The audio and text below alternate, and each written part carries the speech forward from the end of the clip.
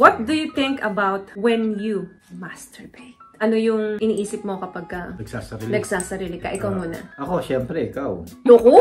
Sinasabi mo naman baka totoo yun. Maitim ba skin? Underarm at singit mo? K-Skin ang bahala sa'yo. Premium ang ingredients, paraben-free and sulfate-free, and FDA-approved, kaya safe for everyone. With K-Skin, ibalik ang alindog mo. Huwag nang magpahuli. Hi guys! Hi guys! Ang pagbabalik. Welcome to our YouTube channel! So, for today's vlog is part 2 nung ginawa natin last week na juicy question. First question, bunutin natin. Ikaw muna, Mr. Ang muna to. Sige. Tadan! Ano kaya? Mahaba naman nito. Sinong nagsulat nito? If we consent to do whatever we want to each other, what would you want me to do to you? Vice versa. Ano yung gusto kong gawin sa'yo? At anong yung gusto mong gawin ko sa'yo? Parang nagawa na natin lahat eh. Oo, parang nagawa na namin guys. Tulad ng part 1 na sinabi nga namin na nag-uusap talaga kami when it comes to that. Ang hindi na lang namin siguro nagagawa yung magtali kami sa garahe. Yung lagi ko sinasabi sa kanya. Sa open air. Hindi, tsaka sa public. Hindi, ba naman yan? Pag public, marami nakakita. Ay, okay. Baka yung open air lang siguro. Parang sa beach, ganon. Sa garahe, yan. Sa public places, mga restaurants, yung mga... Oo, yung mga ganun. Hindi yung public na iniisip mo kanina na public na ano. Yung public na palengke, ganun. May nanonood? Oo, hindi ganun. Sa labas lang. Oo, kunyari, napunta tayo sa isang restaurant, tapos merong area doon na madilim, at yung tipong kami lang. Darating din siguro. Wow, talaga ikaw pa yung ano. Minsan kasi yung unexpected things na nangyayari. Bigla na lang natin maisipan, magkaroon tayo ng pagkakataon. Why not? Diba? So, share nyo din dyan guys, kung ano yung gusto mong mangyari kay misis na hindi nyo pa ginagawa. Yung mga fantasies, ganun. Okay, next. Ano kaya ito? Juicy question number 2. Do you have any fantasies, fetish you'd like to share?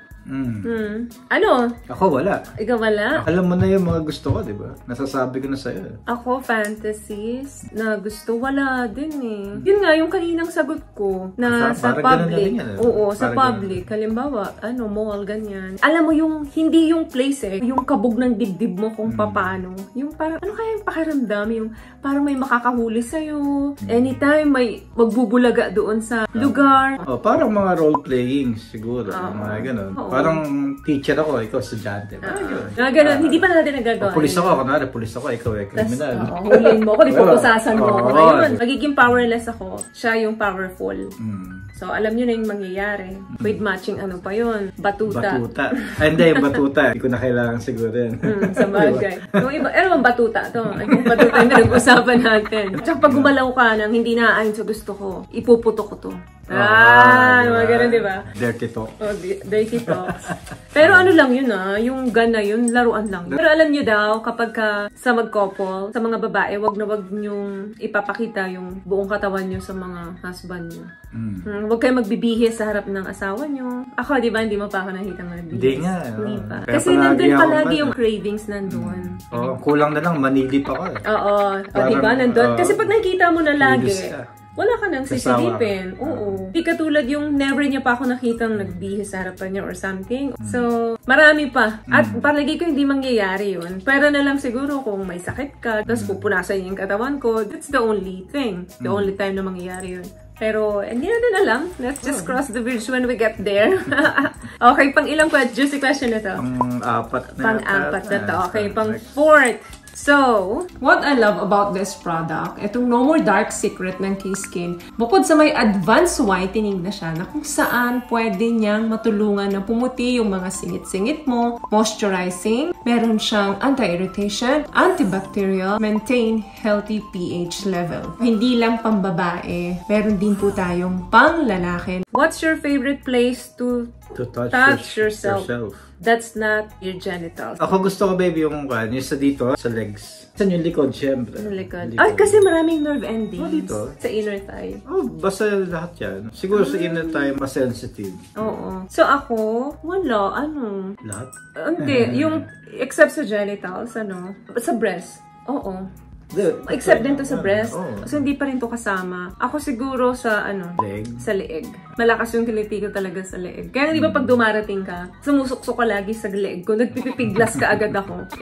Isa sa yan, ng mga kababaihan sa likod ng tenga. Next question. May sabihin ka pa? Kilikili pa. Ay, kilikili! Oo, kilikili pala. Kaya dapat lagi mabango kasi mister, di pwedeng di niya dadaanan ng kilikili. So makiliti yun. Makiliti din yun. Kaya turn on din yun. So, isa yun bukod sa genitals. Next. Siguro this is the last juicy question. Siguro yan. What do you think about when you masturbate?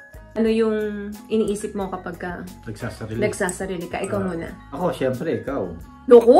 Sinasabi mo lang yun. Baka totoo yun.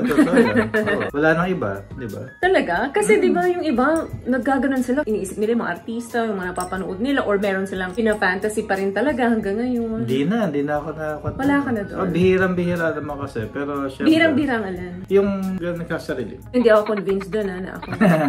Ikaw naman, ikaw.